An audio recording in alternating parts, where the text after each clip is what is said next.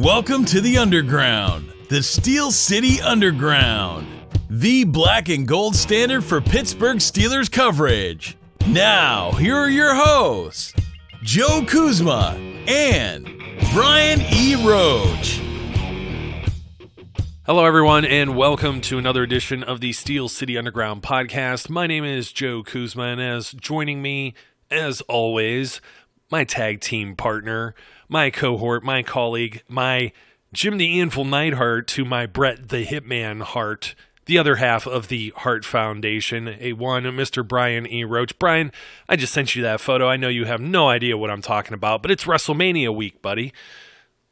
I don't understand anything you just said. I know there's some listeners out there who like their pro wrestling just as much as I do, and I think if most people have seen Brian or met Brian in person, they would see he looks just like this Jim the Anvil Neidhart, who, you know, rest in peace. He was a shorter, kind of stocky kind of guy, like a bowling ball type, and kind of like you, Brian. Like, I don't know, like a tree trunk. I don't mean any of this as any insults or jabbing or anything like that. I mean, if you're a pro wrestler, this is your dude right here. He's got the goatee, and these guys were cool, man. I mean, they had the sunglasses, and they could wear pink without people making fun of them for it. So it was pretty cool. I can't wear pink without people making fun of me, though. Yeah, but you know what? Pink is to the Hart Foundation as black and gold is to Brian, because I think, do you even own anything that's like red or green or any? And that's not Steelers. It doesn't have a Steelers logo on it. I imagine you have Christmas stuff that has a Steelers logo on it. Yeah, I have a Lord of the Rings shirt that's green. Oh, well, hey, you're branching out. There you go. That's about it. Outside of that, everything's black and gold, man. Yeah, anyways, though, I had to throw the bone out there for all the wrestling peeps that will be watching over the weekend. A big weekend. It's our Super Bowl, basically, Brian, for those of us who are the pro wrestling guys. I'd have to say that pro wrestling has always been a love of mine, probably as long as, maybe even longer than the Steelers, you know, because as a small kid, you don't really understand football or whatever, but at least people put me on the right path. And I didn't end up a Cleveland Browns fan, growing up, because those people are still miserable. And, well, I don't know. They're walking around a little funny these days. If you notice, like, there's a little bit too much of something in their shorts, like something's too big and it's obstructing their ability to, they all walk like ducks. Have you noticed that? Maybe. Well, I noticed it in the sense that I noticed that they are a little more emboldened on Twitter. And on the interwebs, but, you know, we don't have a lot of Browns fans out here in Jersey. Well, that's lucky you. I mean, they're walking around like the cojones have swelled to massive proportions, like they can't even get out through the doorway, you know. Men, women, and children all alike. I mean, they're all pumped up, and I mean, they should be. They just added another piece to their surefire Super Bowl victory this year with Morgan Burnett, and you know what? I didn't have, and excuse me, folks, I'm still a little nasally, gravely, everything else. I've been, like, deathly ill all week, and it's a miracle I'm even talking right now. So my apologies if I sniffle and snort and hack and wheeze and sneeze. I will try to do as much off the microphone as possible. But anyways, Morgan Burnett, all signs indicate he's being signed to a 2-year deal by the Cleveland Browns. And now it's the missing piece. Now the Browns have a capable starter at every position, is the things that I'm reading. Capable starter at every position, and they could do whatever they want in the draft. And, you know, they're going to basically be unstoppable because they added Odell Beckham Jr. and, all these things. And the thing is with Morgan Burnett, and I hate to kind of dump all over a guy that was with the Steelers. I don't like to dump on players, but when you demand, when he pretty much did, you know, he never even became a killer bee because he wasn't on the field, and I'll talk about that in a second. But the shoe fits. Burnett begins with a B, and he, cried and belly moaned his way out of Pittsburgh just like the other two guys, Brown and Bell. So I didn't think I would actually be bringing them up once again, but this is Morgan Burnett doing this and gets released, and now he's going to go to the Cleveland Browns, which, you know, that's where careers have go to die. I don't think that's changed yet. And certainly a 30-year-old safety that has had health issues. You had two of the most, what do you want to say, long-standing traditional NFL franchises in the Green Bay Packers and Pittsburgh Steelers, and he's gone from both of them, and he's going to the Browns. I don't necessarily know that that's going to extend his career by much. And I understand, what was it? They just they dumped Kindred, and they need help. They traded away Jabril Peppers, and everyone's thinking, okay, they get the one guy, Murray or whatever, from the Chiefs, and it's like, oh well, they have everything everywhere. Everything else is just depth now, and I'm just like, you got to see all these things happen on the field first before just putting the crown or giving them the crown on their head or giving them a trophy or whatever. But the thing that doesn't sit well with me is Morgan Burnett kind of coming out of nowhere and being like, well, I was brought in to do this, and that. And it's like, well, dude, you weren't healthy. Yeah. There's no question about that. Look, I don't mind a player not being willing or, not understanding what their role is or being happy with their role. That's fine. This isn't the position you wanted to play. This isn't what you thought you signed up for. I'm okay with that. But, don't act terribly put out. I do think that there's a chance that because look, let's all admit, time changes, things change. The season is a fluid creature. And even though you may have been signed up to fit into one position, once you get hurt, man, forget it. It's all different. And now you may have to adjust. And if you're not that kind of guy, then really you're not that kind of a guy. The Steelers aren't going to want you, because right now they tend to value flexibility, and especially position flexibility, a lot more than a lot of other things. Best stability is availability. How many times do we have to say True. that? And it's just like he signed I'm trying to pull up what his contract detail was. It was a 3-year deal when he signed it, and I'm trying to see what kind of dead money might be on the books for the Steelers. Oh, here we go. 2.8 cap charge for 2019. Thanks, Mo Money. It's not like he was being paid necessarily peanuts either. I mean, he got paid $5.2 million last year, and this is where Morgan Burnett stands. Week 1, he played about half the game, 40 snaps, 45% of the share. Week 2, he played 90% of the game, 52 out of 58 possible snaps.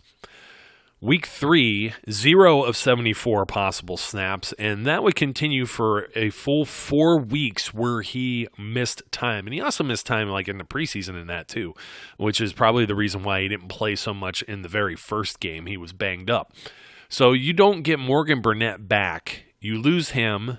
He plays the first 2 weeks, weeks 1 and 2, misses weeks 3, 4, 5, and 6, and then the bye, and then wasn't back until week 8. Plays 36% of the game, week 9, 44, week 10, 67, dips down to 32 for both weeks 11 and 12, misses week 13. Guy was nursing some injuries, right? Week 14, 49%. And, week 13 was the Chargers, so you're going into, week 14 where you start to go with, the Raiders game and all this stuff, week 15.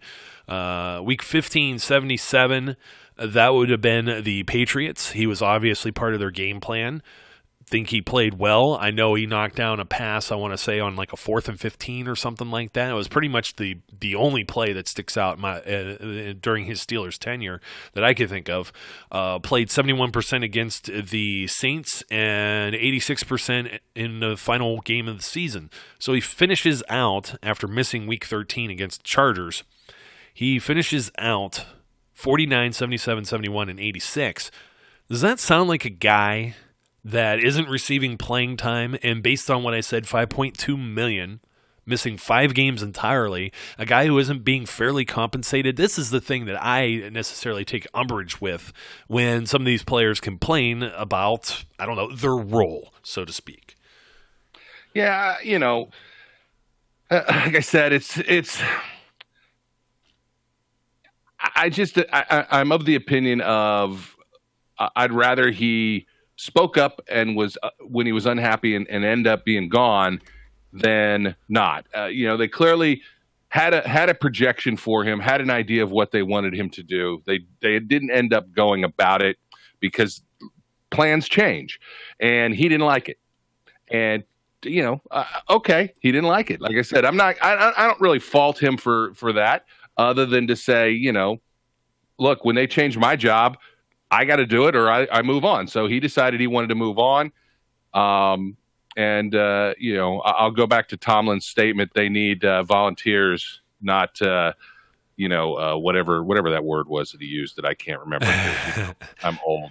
Volunteers, yes, not what capture ease. Whatever it was. I can't remember now. Yeah, exactly. Like you said, you're old and forgetful and things like that.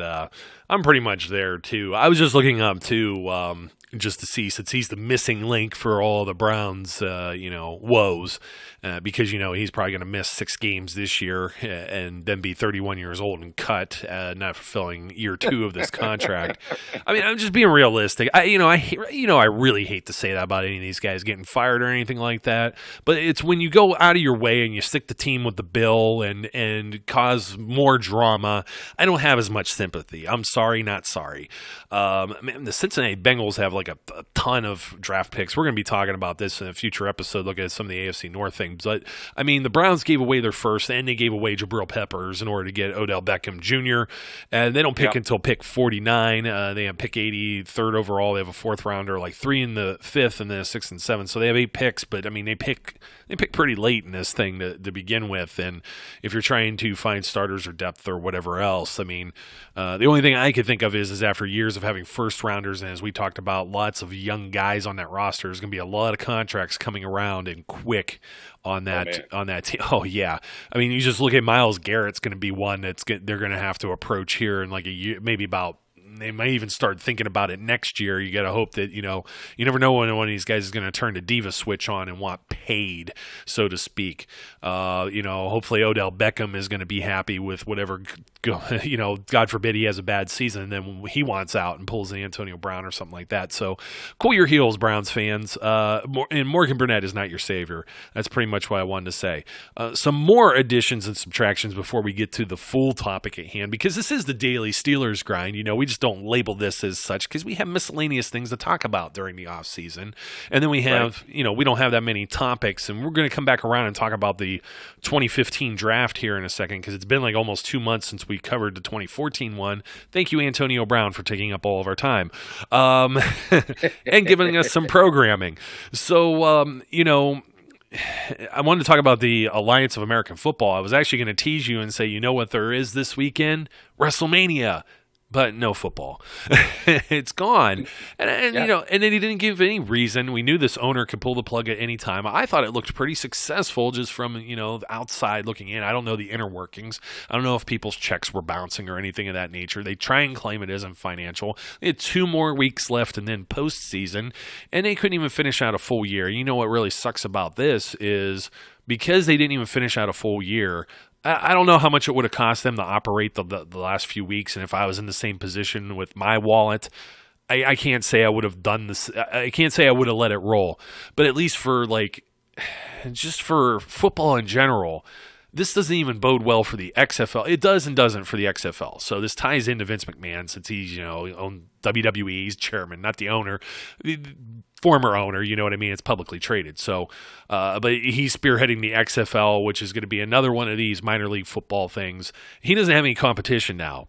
And we speculated in the past that when the American or Alliance of American Football season was over with and completed, it was leading into the NFL draft. And as soon as the draft's over, we were speculating that NFL teams were going to start cherry picking some of these players, plucking them right off the roster as they deem fit. Well, now that all of these guys are free agents, like Tuesday, they pulled the plug, and I don't know, later Tuesday or early Wednesday or something like that on Twitter, their official Twitter says everybody now is officially a free agent, and it's like Johnny Manziel had 3 or 4 snaps, and these guys didn't even have flights home.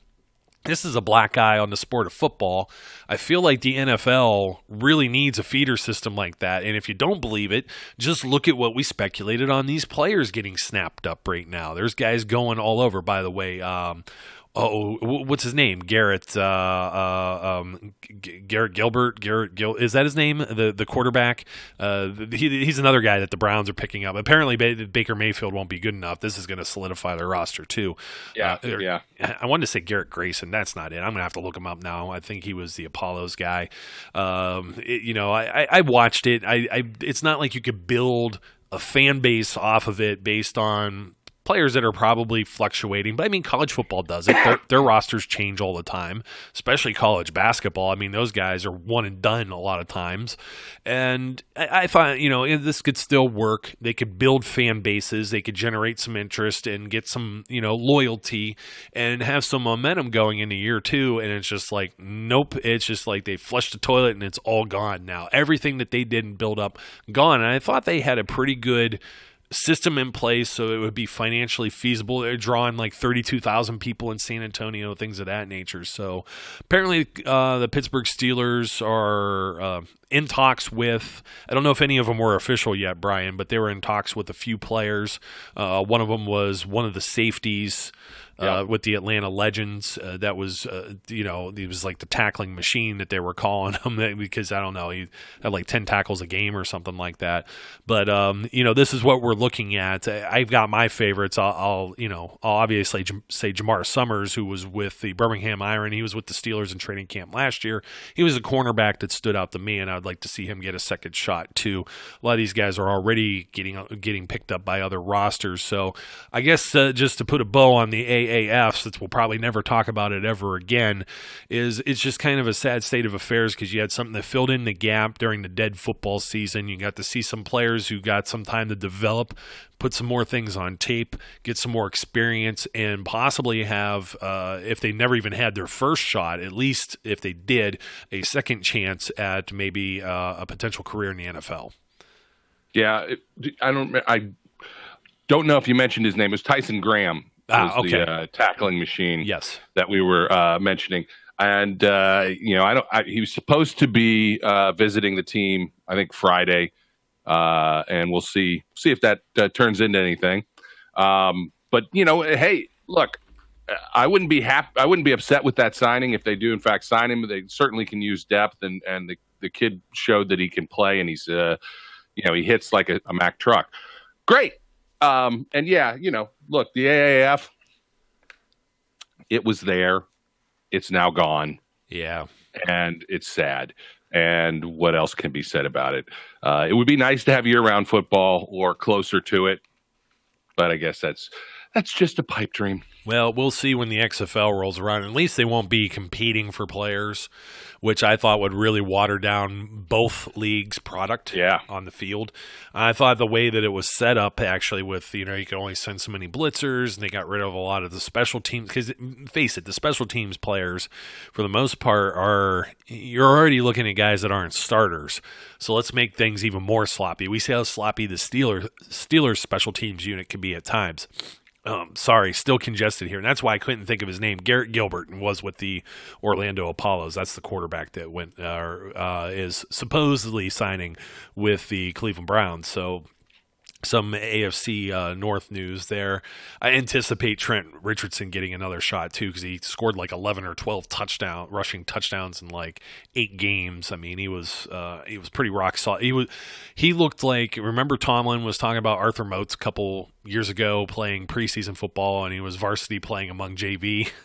Yeah. That's the way Trent Richardson kind of stood out to me. And the Steelers were supposedly affiliated with Birmingham, so I kind of took to watching their games or paying attention to them a little more than the rest. But yeah, that's kind of sad. So now the only way you're really going to get players is you got a small evaluation period with off-season workouts and training camps and whatnot, and you have the NFL draft, and that's where we're going to go in our little time machine today. And I'm trying to remember how we graded these. Were we doing like thumbs up, thumbs down in the middle? Like we were looking at who were starters and whether or not this would be, a good pick or a good player, a good fit, based also off the value of where they're being drafted. And we don't necessarily like to use the words busts and stuff like that, but the 2015 draft is a little bit of a hard pill to swallow here. I mean, you take it. You You take it right off the top. There's a lot of people who don't like Bud Dupree, and I'm not one of them. If you've listened to this long enough, I know Brian's not totally out against him. I think he's a different breed of outside linebacker. I will say this much about Bud Dupree. And I mean, based on the job that he's asked to do and dropping in the coverage and things like that, that's why they drafted him. And looking at where he is, that's where he's at. When you don't see all of these sacks, I mean, he's had, 20 sacks in his career? Okay. If you were doing the Steelers defense back the way, Dick LeBeau used to just bring the house, and Joey Porter or Greg Lloyd or James Harrison or any of these guys, Lamar Woodley, and they just get the pass rush. I don't know necessarily that Bud Dupree adds to those sack totals or not, but that's the reason why he doesn't appear to be the type of player in that mold, and a lot of people view him as being a bust. Let's face it, if he was absolutely a bust and horrible, he wouldn't continue to be a starter. So I have to at least say, within the mold of what the Steelers are looking to do and how they utilize Dupree and what he's had, which are some flashes here and there. He's had some injuries here or there, but really last year was the year, I was saying a lot of that in defending him last year. He had a full season last year. He doesn't pop off the page like a TJ Watt does, for example, and that's what people are looking for. I'm not going to say he's necessarily a bad player, but I've said this many times as far as the business of football and him being paid $9.2 million this year on a fifth-year option of his rookie contract, and he may be a free agent next year. He's been a starter. I don't think he's necessarily been a liability. I almost want to give a push on this, meaning I don't want to say yay or nay on this being a good or bad pick. I think it's the pick they had to make at the time based on need, because 2 years earlier, Jarvis Jones just wasn't cutting it. So I'm willing to give them a pass on the Bud Dupree pick right now. I don't even have a to be determined on this, because I do believe the to be determined is to be determined if he's a Steeler or not next year, and I don't know that he will be unless the price is right. Well, I think it's two things. If the price is right and if he has a halfway decent season, he needs to continue to improve. Correct. And that's the one thing you can say about Dupree is when he was drafted, the defense was different. While our linebackers did drop back, they didn't drop back nearly as much as they do now. And they were much more specifically pass rushing linebackers. Now, Dupree, it was going to be a project, but it was the raw athleticism. And people forget that most folks had absolutely no belief that Dupree was going to be around at 22 when the Steelers had the opportunity to draft him. Everybody thought he was going to go higher. So draft Twitter can come back and claim all they want that they thought it was a reach or a stretch. They're full of it. Yes. Because everybody thought this was, oh my God, what a value they're getting. It's amazing. And that's, again, you're projecting based on the athletic traits that he possesses, which are still quite amazing. And there's no telling what Bud Dupree's top end is still going to be, because he is still a work in progress. And the thing that is good is he has improved. Not as dramatically as some would like, but he has improved every year. That improvement is going to have to take a spike for him to stay in the black and gold. Otherwise, they're going to go let him test the market.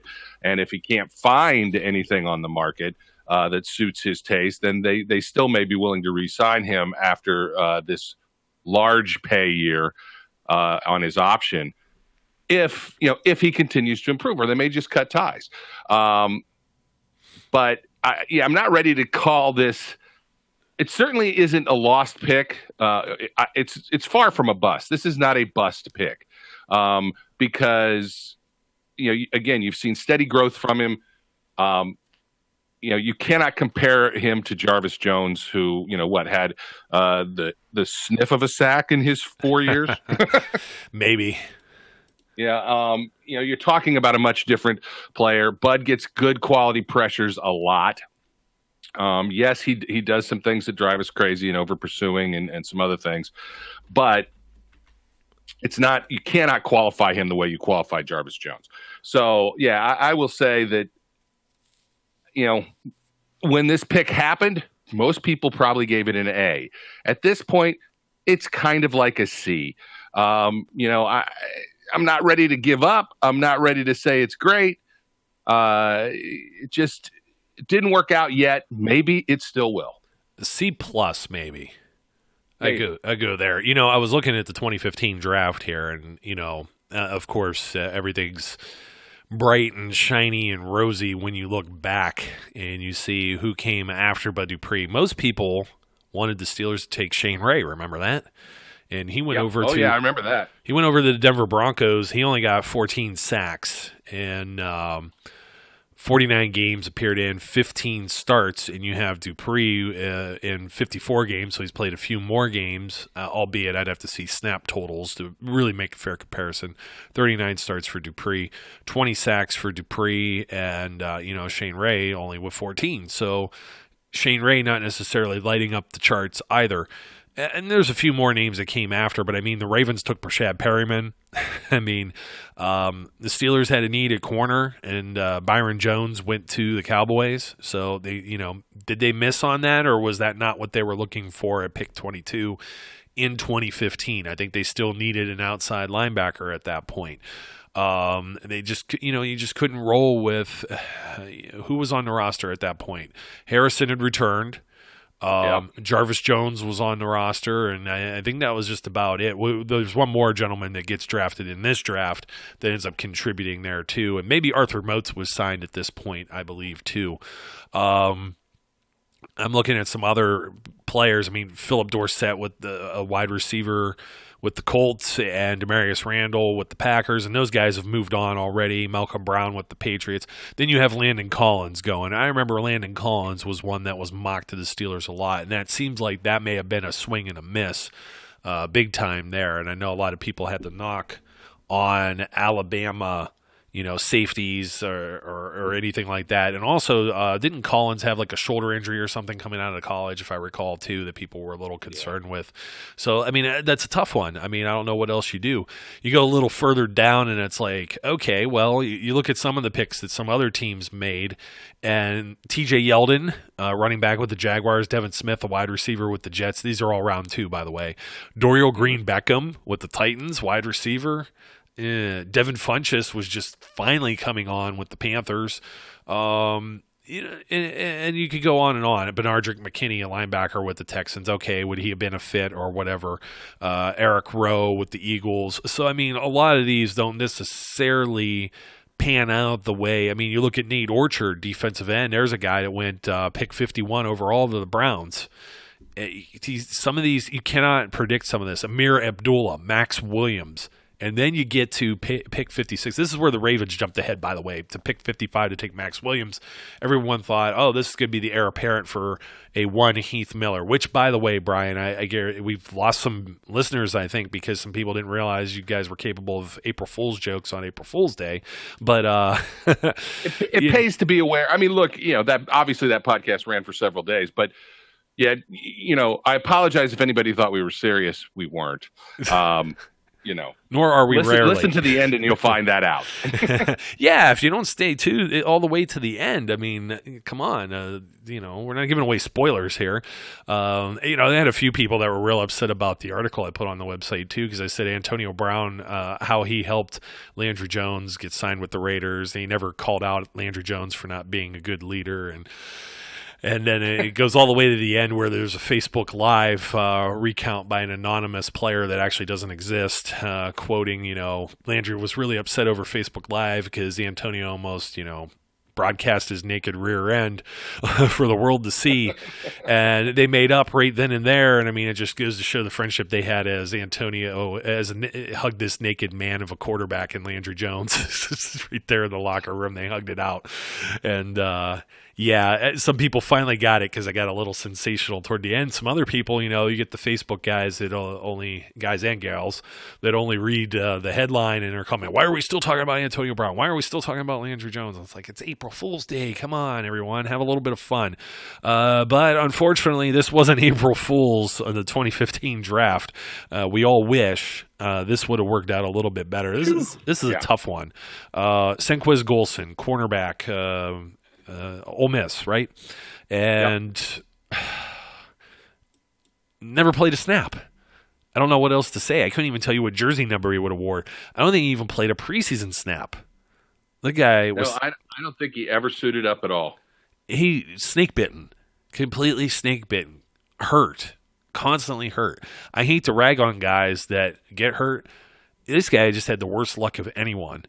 And this was a criticized pick because they took Dupree. We need corners. We need cornerbacks. We need cornerbacks. Well, that's going to happen the next year, a year later. But they go and get a corner, and it's like, well, not that corner, as usual. Smaller guy. And this was what spearheaded trading for Brandon Boykin at that point, too, when he got hurt. So this was like a domino effect through this draft because now I don't even have anything else to say about Golson unless you do, because we can just move on to the next pick. Well, I do want to say this. This is an example of when Colbert started looking at corners and respecting ball skills, because that's what Golson was. He was a ball hawk. He had like 10 interceptions, in college the year before, or in 2014. And this is the kind of guy that they wanted as a playmaker. This is the kind of a cornerback that they're still looking for. And as you said, unfortunately, it just didn't work out. The guy could not stay healthy, and that's not necessarily a fault of anybody. It's just the way it worked out. His body wasn't able to hold up, and the guy never played. Does that make this a bust? A bust in my mind is a guy who just can't play. We'll never know if Senquez Golson could play. So we have no idea. I mean, it's a miss. You have to give it an F. Of a grade because it didn't work out, but you kind of let the Steelers take a pass on it in the sense that it was a pick that looked like a solid pick, and we'll never know if it was or not because he couldn't stay healthy. Yeah, precisely. And the next one looks kind of like a home run too. When they went and got Sammy Coates, this was going to be the next great Steelers wide receiver in the third round. And he had flashes. And then I guess Sammy destroyed his hands, or he also had he had that label coming out of college, whether he could catch the ball or not. And it took him an awful long time to get into the rotation of playing. There was that Denver Broncos playoff game, that divisional game. That was after Antonio Brown got knocked out by his new buddy and teammate Vontaze Burfict. And then Sammy finally gets on the field. I think he had like a 30-yard catch or something like that. You didn't think or see of him until the following season. He was catching like 40-yard bombs here or there. There was a streak there at the beginning of that season where Roethlisberger had thrown, I think, like a 30 or 40-yard touchdown pass in like 5 or 6 straight games. I think the 5th game of that year, he hit Sammy twice.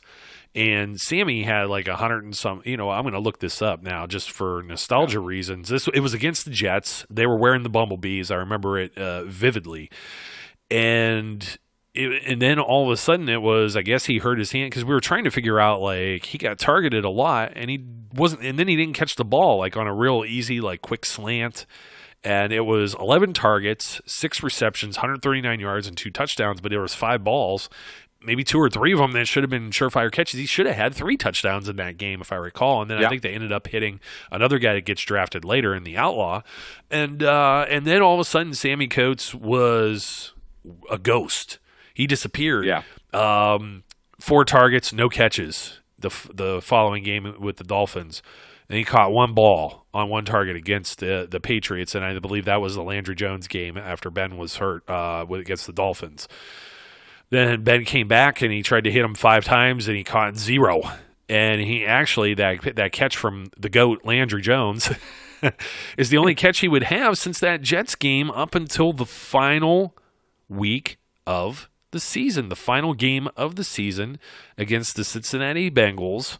And I'm pulling this up right now. He ran the ball too in this game. I'm sorry. He caught 1 pass on 4 targets for 10 yards. So that's 1 pass. Okay. 1 reception in, let me see. I'm pulling this up. how many games? 1 reception that came from Landry Jones and 9 and 1 from Ben. So 2 catches in 9 games. Wow. Yeah. After having that huge game, after catching 2 for 56, 2 for 97, 3 for 50, 6 for 79, and then the big 6 for 139 and 2 TDs.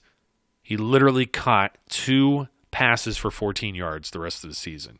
Whew. Yeah, I swear this D is minus. the draft. D minus. Yeah, this is the draft of injury. This is the draft of despair or something. Because people forget Bud was hurt over his first couple seasons and missed time, which would have delayed his progress. You got Golson, who never plays a snap. You've got Sammy, who breaks his fingers and essentially is never heard from again. Duran Grant, as I'm previewing here, but you go down this list, and it's hard to find guys in here that you can feel good about or give a good grade to, and we will get to one, thank God. But it's just Sammy came on like nobody's business, and was gonna be Martavis 2.0, and looked like that could happen. And then the fingers go, and all of a sudden, that's the end of Sammy Coates. You remember talking about really that? Recovered. We were talking about his fingers being bent may have actually helped him catch the ball better. Yeah, we hoped. We dreamed. We were wishful thinking. It didn't work out that way. He did some type of cooking video like before the next season, like in February or something. If you remember, this was Martavis Bryant was about to be reinstated in March. So in February, we actually got to see Sammy's hands. Nobody would show his hands. He had gloves and all this other stuff. And his hand, he looked like a Halloween like decoration that you would hang outside, like a skeleton or something. That's what his hands reminded me of. And it was just like, holy cow, man. How can you catch a football with that? You can't be a surgeon or play football or play receiver anyways.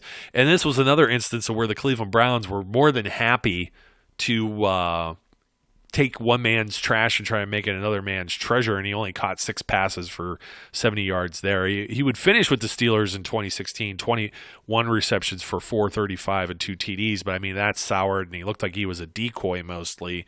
On some of those targets, it was just to test the defense and keep them honest going deep, because there was the well had run dry on receivers that year too. Everyone was dropping like flies. Yeah. And then, he got to play with the Texans last year. I guess he suited up for 12 games. He only caught 1 pass. So for all intents and purposes, he's on his way out. But, the Steelers still got a draft pick out of the deal they got a draft pick out of that. I forget how that circulated, because then there was Justin Gilbert and stuff too. But that may have not worked out at all. But, at least they didn't go high and dry on that like a case of Golson. So now, you're giving Dupree maybe at best, I said a C+. You got an F on Golson. I said maybe a D- or a D+, somewhere a D. We'll just say a D. The pluses and minuses get a little fishy here.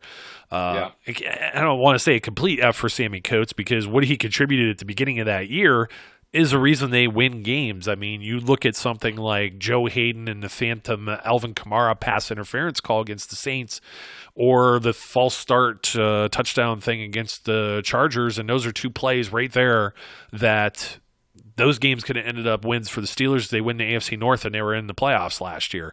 So if you don't have Sammy Coates making some of these catches and scoring 2 touchdowns against the Jets, still a contributor, not willing to completely give him a failing grade. You got to give a failing grade, though. You already said Duran Grant, 4th round. Unfortunately, a Buckeye, our Ohio State guys that we like. Not one of the corners that was successful coming out of the Ohio State University.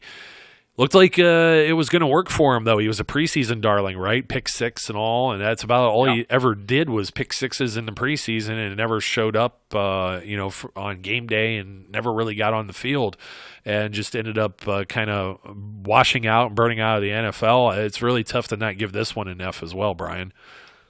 It's almost impossible not to. Look, when Grant was picked, and again, I feel like he got hurt at some point. I know that at one point they released him, then they got him back, put him on the practice squad. He went through a lot of trials and tribulations, but he wasn't a guy who could play press coverage. So he was going to be a zone corner, but again, he had some ball skills, or appeared to have some ball skills. But you kind of have to give him an F. He never contributed anything other than in that preseason game, as you said, and really just was not able to really, hone his craft enough to contribute in the NFL. And while it pains me greatly to give a Buckeye an F, you really have no choice. Yeah, we really don't. So you jump to the 5th round. I'm gonna make my mark right here. Call my shots. I'm giving Jesse James an A. And the main reason for that is that he was not supposed to be a starter, a reliable Iron Man guy who was playing. They kept trying to replace him. They signed Ladarius. He came in. There was already Heath Miller and Matt Spaeth were on the roster, so he was 3rd string. He works his way up to being a starter, basically, by virtue of injuries and retirements and lack of depth. And then, on top of that, they go and sign Ladarius Green. Ladarius Green gets hurt, so you got to roll with Jesse James. Ladarius Green comes back. Ladarius Green gets hurt again. Then the same thing kind of happens with Vance McDonald.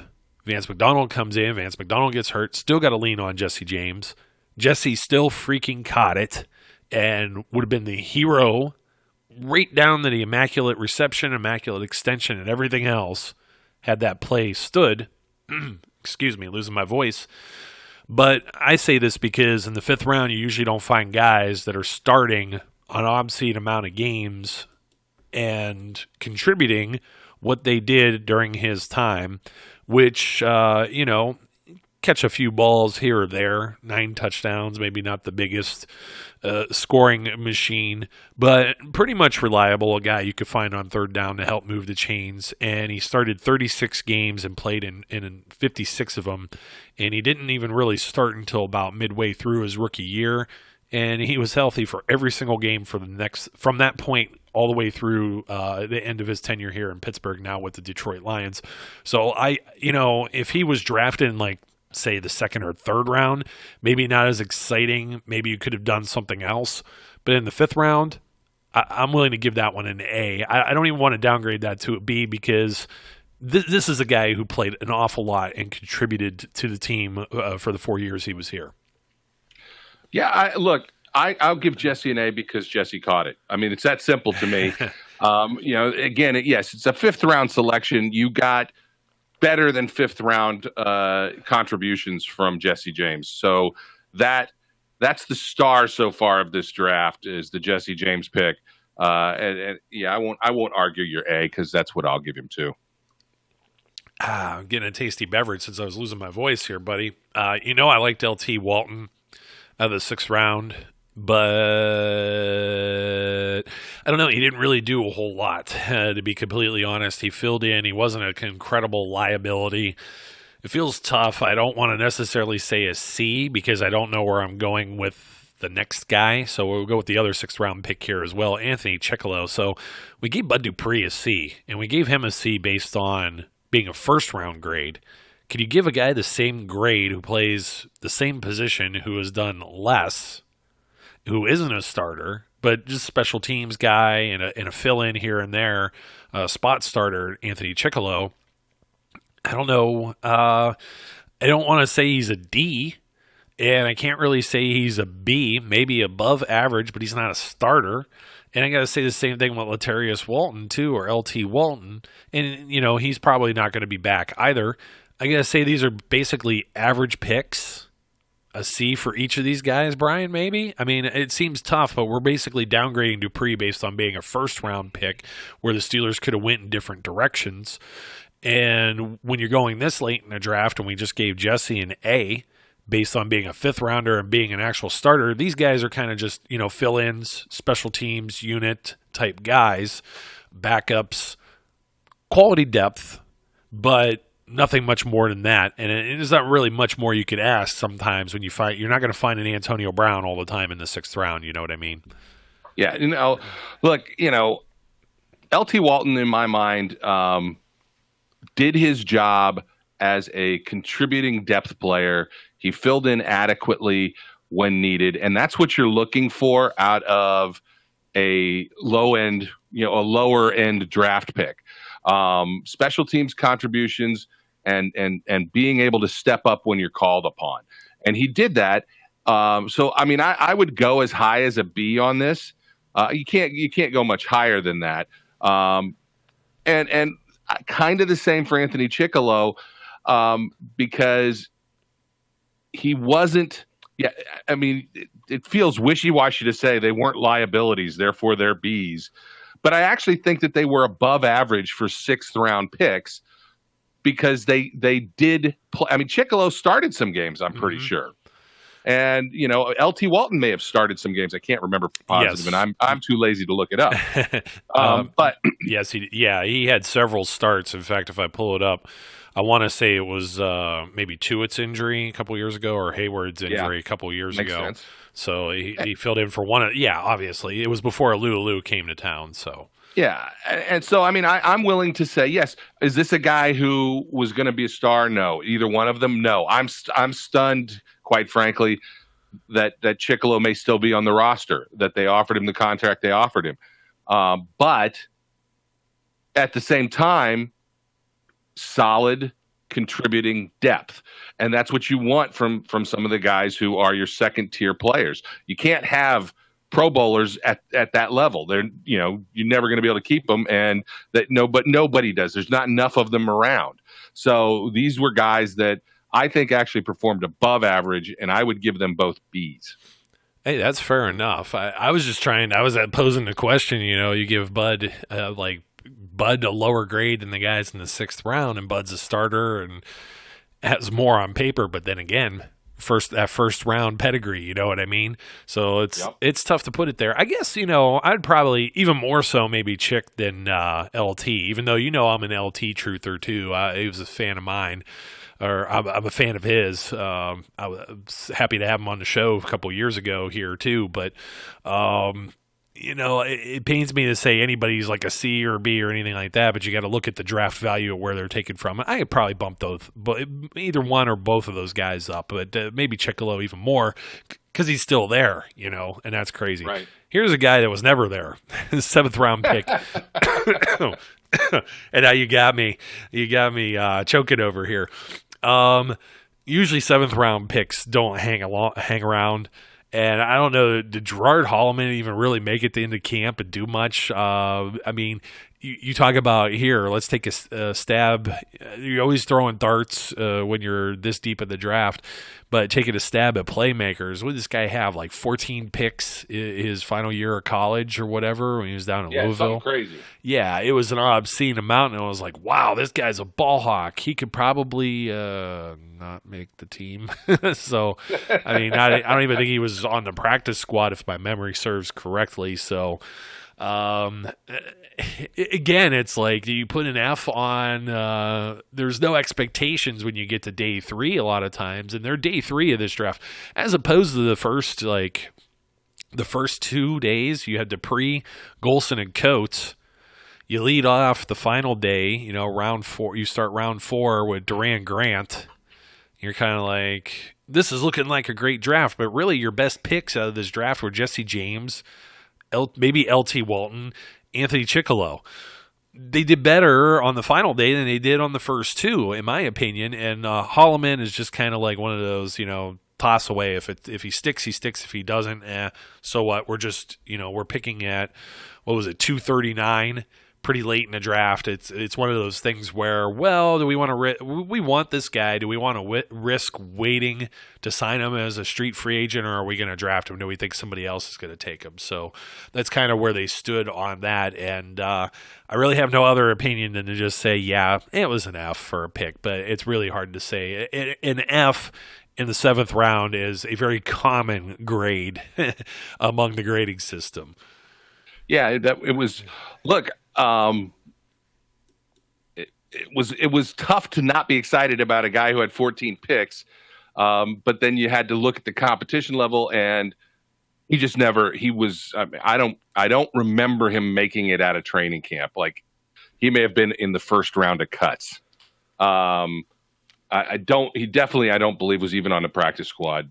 So yeah, it's a guy that you take a flyer on that late in the draft and it doesn't work out. Now, the nice thing is, the other thing that happens after all of this with these draft players is you get these undrafted players.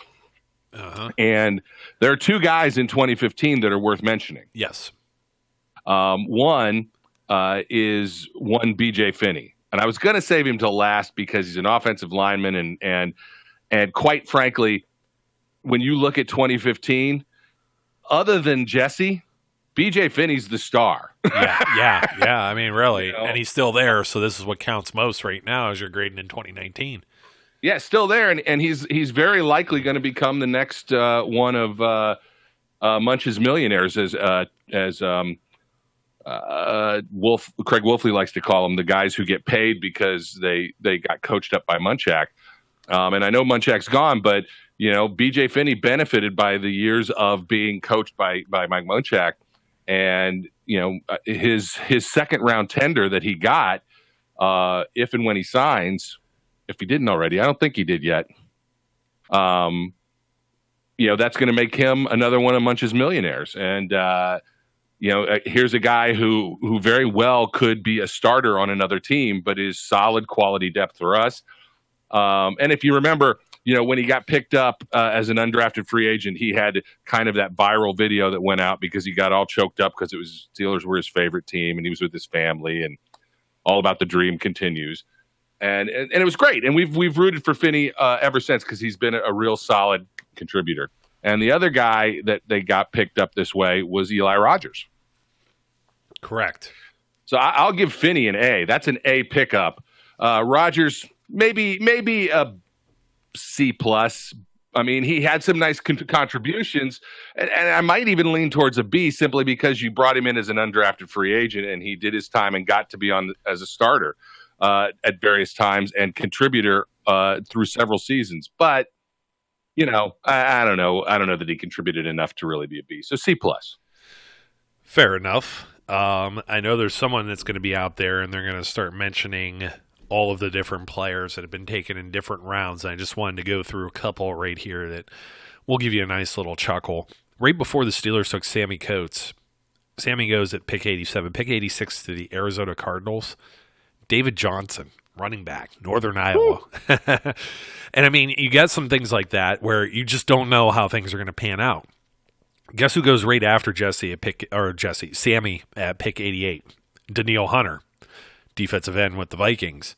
Not a position that the Steelers really needed to fulfill at this point, though, already with Hayward and Tuitt, though. I mean, I know they went later. They were looking for depth, but at this point, they were looking for another wide receiver to supplement. They weren't sure, what all was going on. Like, Martavis Bryant is still, in trouble and things of that nature. So, you look at some of the other picks that were made. The Rams, this is the third round, by the way. The very next pick. So, you go David Johnson, Sammy Coates, Danielle Hunter, Sean Mannion, quarterback, Oregon State. And we talk about quarterbacks all the time, man. But then there's guys like Carl Davis that went to the Ravens. Jeff Howerman that went to, another Ohio State guy of ours, went to the Broncos. Is never really, I guess he's getting re-signed, but he's never really panned out to anything with them. Ty Montgomery has been bouncing around, wide receiver / running back. Matt Jones, running back with the Redskins. Xavier Cooper, a defensive tackle with the Cleveland Browns, you know what I mean? Janio Grissom with the Patriots. Then you have Steven Nelson, cornerback, Kansas City Chiefs. That name should sound familiar. That's one of the latest Steelers. You go down a few more picks, and Trey Flowers is in there with the Patriots. So even in that aspect, you just never know what's going to happen. And then, of course, 2 picks later, the Jets go with Bryce Petty for some reason. And, you could go through and you can nitpick everything that you want. But as you go further down, I mean, there's less diamonds in the rough as opposed to more of them. And it's just one of those things where you never know. And you're taking a guess and you're trying to fulfill certain needs for certain depth. I don't think that anybody would have known that some of these things would have panned out the way that they were supposed to. And you could always look at the top of the draft for some of these, so-called busts. And there's plenty of question marks on many of these draft picks. I mean, Chicago Bears, 7th overall, took Kevin White, wide receiver out of West Virginia. Devontae Parker, wide receiver from Louisville, goes to the Dolphins. You've got, you go through, Cam Irving was a center / guard from Florida State that went to the Browns and never really was anything super amazing. So, I mean, you got all kinds of things like this that are going around. We mentioned like the TJ Yeldons and the Dorial Green Beckhams and things of that nature. And you get real excited. These guys have really good college careers. And then maybe their professional career doesn't necessarily pan out. So when you look at somebody like a Bud Dupree, they're still head and shoulders above half of he's head and shoulders above half of his first round class from that year. He's obviously not the best. He may not even be the top 10, but he's maybe just on the outside looking in, even because some of these guys aren't, they're not even playing football, or they're on a bench somewhere, or on like maybe their 3rd or 4th contract or team, just by virtue of being a first round pick. And, this is going to be all of them.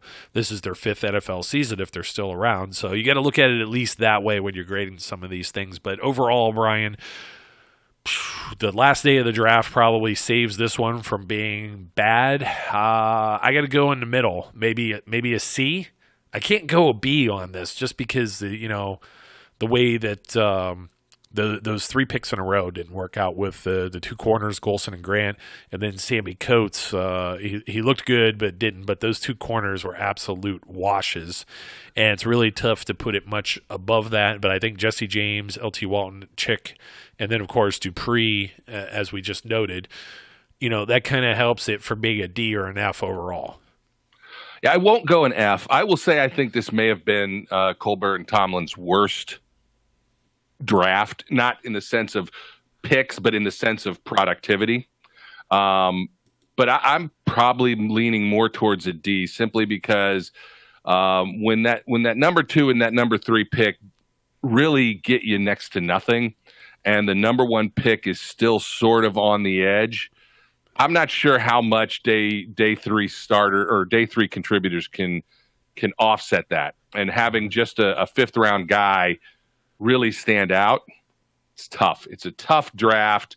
But when you go through it again, you go through this, and it's not, in a lot of ways, it's not like there were great upside choices around it. And some of these drafts turn out that way, where you go through an entire draft and there's maybe 6 guys out of the first round that end up being solid players, and the rest of them are out of the league after 5 years. So it happens. This maybe was just not the best draft class. And unfortunately, I'm kind of going D, although I understand your C. Yeah. I mean, it's maybe a C minus. Jesse James probably helps that more than anything. But as far as saying it as their worst, we're not going to be grading this one. But go back to 2012. You had David DeCastro, who got hurt right out the gate too. So you didn't realize him as a first-round pick. He was definitely has been a great first-round pick, but only 4 games his rookie season. Then you go... But still, you got maybe the best guard in the NFL. But wait a minute. But wait, there's more. That's not going to give you an A, B, or maybe even a C when you have all these picks. Mike Adams, Sean Spence, Alameda Tomu, Chris Rainey, Tony Clemens, David Paulson, Terrence Frederick, and Kelvin Beachum. So you bookend the draft. You have 1, 2, 3, 4, 5, 6, 7, 8, 9 picks. You have 7 bad picks to 2 really, 1 outstanding pick, and 1 that was a very solid pick at the time in Beachum that got to play, become a starter. And then the rest of them were just, Sean Spence got hurt. Mike Adams was meh. Tomu did whatever. I don't know if it was DUI or whatever his thing was, but he had some off-field deal. Chris Rainey had off-field deals. The other guys didn't even really make the roster. So, or we're clinging to the roster. 4 7-round picks that year. I have to say that one is by far in recent memory, probably one of the more bad ones, and we got to hope to avoid that maybe in the near future here. So I'm going to fight you on it. I'm fighting you. Really? I get where you're going, but when you get a guy like DeCastro, that makes when you can't count on a draft beyond really the 2nd, 3rd rounds to contribute anything anyway.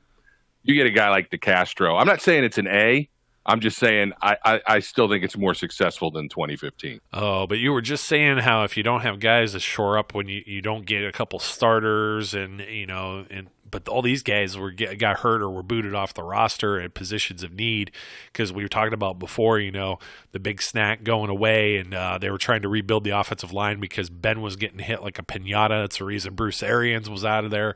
I think the 2012 draft just really set that tone with the 8-8 seasons and that they just couldn't recover from that. And then there were other injuries too that happened, of course, that kind of, handicapped them at that point. So we will agree to disagree, sir. But as always, I thank you for joining me on this lovely day.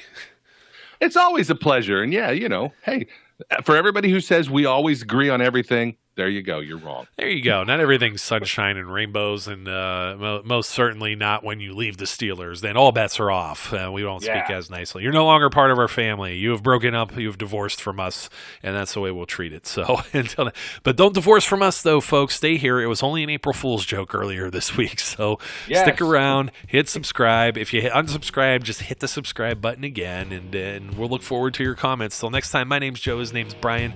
Be safe, be good, and we'll catch you later. We would like to thank you for listening and remind our listeners to follow us on social media and our website, www.steelcityunderground.com.